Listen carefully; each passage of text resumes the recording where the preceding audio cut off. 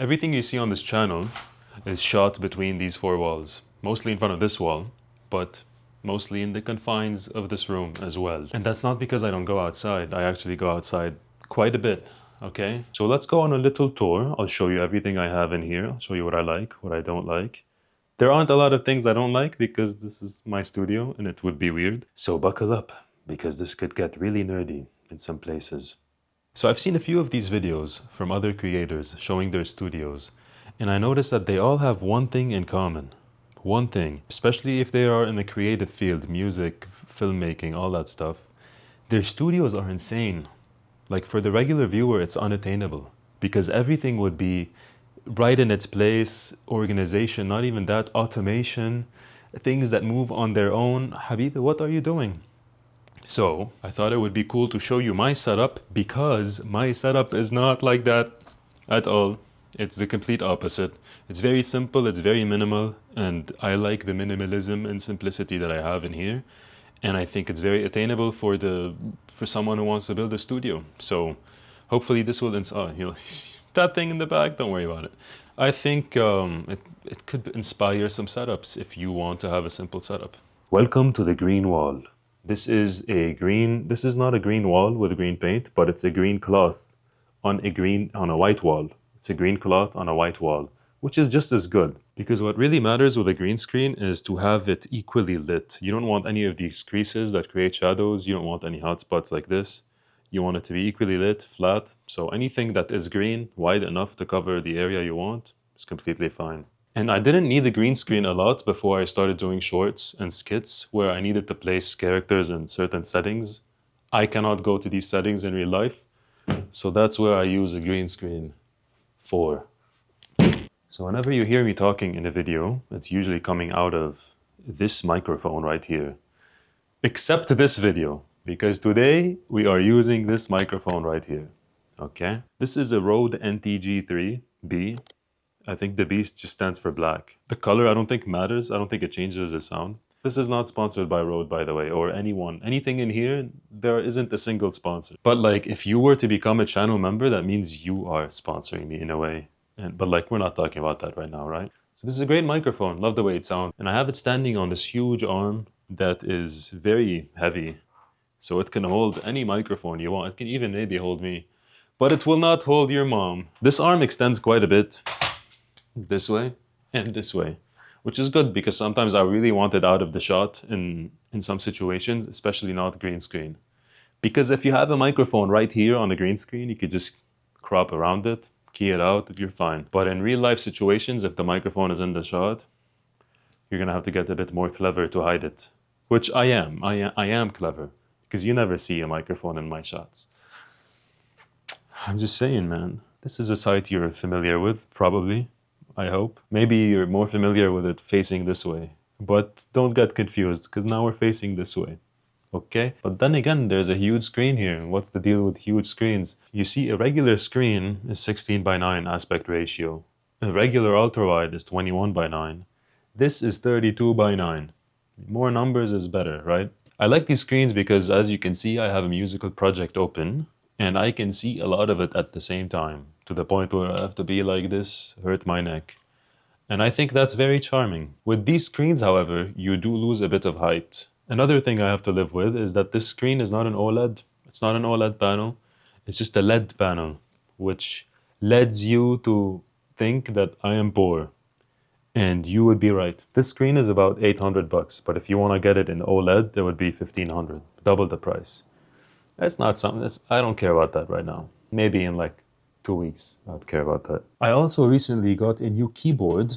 This is a Keychron Q6 Max with some custom keycaps they don't show you what's on there, but if it's lit up, you can see it on the side, which is pretty cool.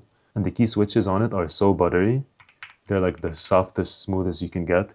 And these are Atco Rosewood, I believe.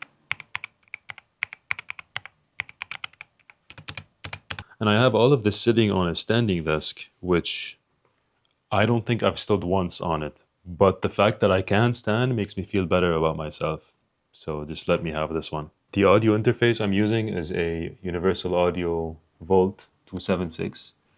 And it's pretty chill also. Wood on the side, which I don't know if you noticed, but I like wood. Hold on. Oh, and the mouse is a Logitech G502X. So I do all my video editing on the system, and I also do all my gaming on the system. So it needs to be a strong system to handle all of that stuff. And that system is right here. I would encourage you to ignore all the cable management issues I have. Believe it or not, this is me cable managing. Like, this is as much cable management as I can manage. So this is where my PC sits usually. I'll list the specs somewhere on the screen. It's not an insanely strong PC, but it's not a bad PC. It does everything I need it to do. And that's enough. And right next to it, I have another PC, which used to be for my ex, but she left it here. And I use this one just for sim racing, so which is purely just sim racing. So this is also like a 48-inch ultra wide. I think this is 44 inches. This is 48 inches, and it's also a bit taller. This screen honestly would do great here, but it's already here, so I'll leave it. It looks more complicated than it is, but I built this pretty cleverly where I sourced all the parts separately, obviously, but they're not very expensive parts. And altogether, I don't think it was more than 800 bucks for this without the monitor, which is pretty good for a sim racing setup. This seat was given to me by my brother-in-law, and it is from his actual Lexus. So thank you, brother-in-law. I did not have to spend money on a seat. But anyway, back to the desk. Sorry, I did not plan this in any way, shape, or form. I'm just going through the room the way I see fit. So I have two more microphones here. I have a Lewitt and I have a SE microphone right here. This became my main vocal mic and my main mic for ASMR. I have an ASMR channel, by the way. Hello and welcome to another episode. I believe this mic is about 800, 900 bucks, and Lewitt were nice enough to send me one a while ago, so thank you, Lewitt. This is an SE microphone Dynacaster, I believe. I only use it for gaming, though. Here, not over there. I need to sound good while gaming, of course. I need to sing for them. The headphones I'm currently using are the Metse 109 Pros, which are insanely, insanely good. Metse also sent me these headphones. I don't think I've used better headphones than this, and now that I'm used to these, it's hard to go back. Metse Audio sent me these back in the day. I don't know how to pronounce it, by the way. Meze? When it comes to studio monitors, I have these Kali Audio LP6s on either side, and they are amazing monitors. Yeah, you can get both of them for 500. Good for low budget, but at the same time, they don't sound like low budget. I like to keep my desk clean and not cluttered because that helps keep my head clean and not cluttered. And that can help me creatively, of course. That's yet to be seen, though. And to all the guitarists who are watching at the moment, I have something for you. Boom. Okay, this is not an impressive of a shot as I thought it would be. Boom. Okay, focus real quick. Cinema. It's time to talk about the guitars. Now keep in mind that this is my collection of guitars, correct? But it's not my guitar collection. These are not like the guitars I want to have. These are just the guitars that I happen to have now that I think are enough for me and I don't need to get more or I don't need to sell any. And between you and me, I think this is what sets me apart from other YouTube musicians is that I have a handful. They all have 30, 40, 50 guitars for some reason. I have like 5. We'll see them. We'll see them right now. So this is not an order of preference, but the first one would be Kiesel Delos 6-string headless. I like this guitar because it's very light and small and wood.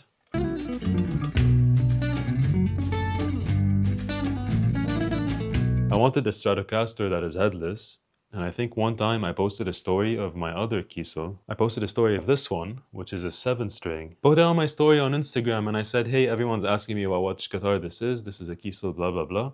And then I tagged Kiesel and I'm like, hey, you should sponsor me. The artist relation guy at Kiesel saw it, and he's like, yeah, man, let's build you a guitar.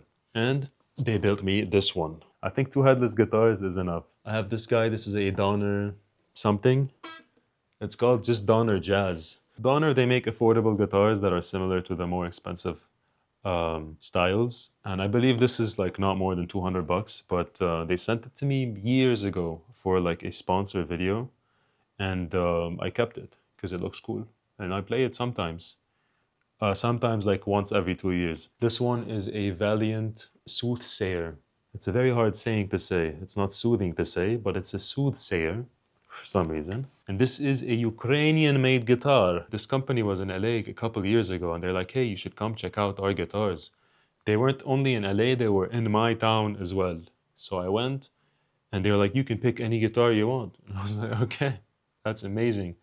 Great instruments made in Ukraine, Ukraina, and they play really, really well. I recorded a couple songs with this.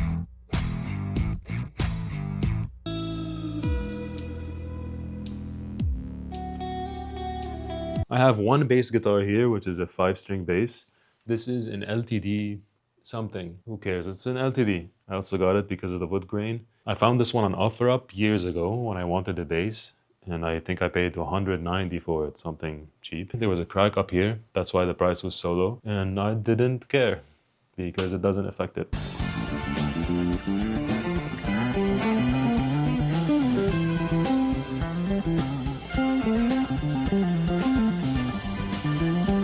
So that's 4 guitars. I have an orange wood acoustic in the living room. And I also have another electric that I also hang for aesthetic. But that's pretty much it when it comes to my guitars. I like to keep it minimal. Otherwise, I'd have to get something bigger than this, and I don't have the space. I like to keep my space open, and this is enough guitars here, right? So we good. Also from Sala Music, I have a Berbecke over here. Which, hi Larry, you good? Nope. Okay, I see you're not gonna let this one go. You're right, this is a 1,000,000 subscriber plaque from YouTube, but you know, who's counting? I'm not YouTube isn't counting. So this shelf sits in the corner of the studio, and I like to put cameras on it and lenses. I don't have like a huge collection that is super expensive. These are just pretty cheap cameras that I like to have. Like this is an EOS M from 2012, and I think it's cool to use it like when I travel because it's hard to get a good image out of it. But if you're into cameras, you've heard of Magic Lantern. I have Magic Lantern on it. So what Magic Lantern does is it unlocks RAW recording in the camera, but this is barely full HD when you do that. However, it is pretty fun to play with in post-production. This is a 5D Mark II, which is also old, but it's nice to have because it's built like a tank. Oh, my bad. What's this? That's a great question. I just got this because I have the biggest P. This is a oud that I got from a store called Sala Music, which is a Turkish store that recently opened in Hollywood, a physical store. So I walked in there, I'm like, hey, I want to buy a oud, bought a oud. I've recorded a couple songs with this.